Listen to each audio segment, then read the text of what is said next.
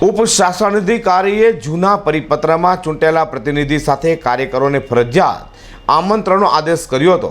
વિવાદ જોતા કાર્યકરોને આમંત્રણ શબ્દ કાઢવા સાથે શાળા કક્ષાએથી થતા કાર્યક્રમોની જાણ કરવાનો ઉલ્લેખ પણ કરવો પડ્યો છે। વિવાદનો પર્યાય બની ચૂકેલી સુરત મહાનગર પ્રાથમિક શિક્ષણ સમિતિમાં શાળાના કાર્યક્રમોમાં રાજકીય પક્ષના કાર્યકરોને ફરજિયાત આમંત્રણ આપી પ્રોટોકોલ જાળવવા માટેનો પરિપત્ર બહાર પાડ્યો હતો।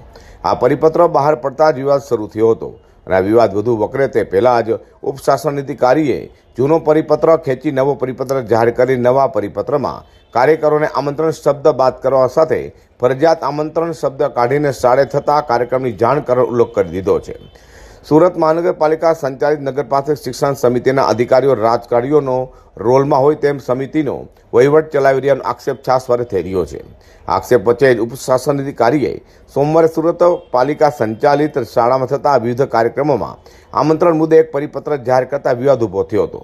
સોમવારે ઉપશાસન અધિકારીએ જે પરિપત્ર જાહેર કર્યો હતો તેમાં શાળામાં થતા તમામ કાર્યક્રમોમાં શિક્ષણ સમિતિના સભ્યો પદાધિકારીઓ સાથે કોર્પોરેટરો ઉપરાંત સ્થાનિક કાર્યકરોને ફરજિયાત આમંત્રણ આપવું તેનો પ્રોટોકોલ જાળવવો તે ઉલ્લેખ કર્યો હતો।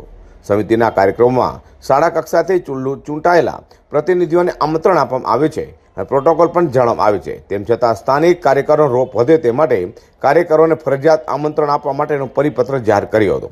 આ પરિપત્રના કારણે વિવાદ ઊભો થવા પામ્યો હતો। જોકે વિરોધ પક્ષે આ પરિપત્રનો કોઈ વિરોધ કર્યો ન હોવા છતાં મીડિયામાં મુદ્દો આવતા વિવાદ મોટો થાય તેમ હોવાથી ઉપશાસન અધિકારીએ યુટર્ન લઈ લીધો છે। આ વિવાદ વધુ વકરે તે પહેલા જ ઉપશાસન અધિકારીએ શાળા કક્ષાએ થતા કાર્યક્રમમાં આમંત્રણ માટેનો બીજો નવો પરિપત્ર જાહેર કરી દીધો છે।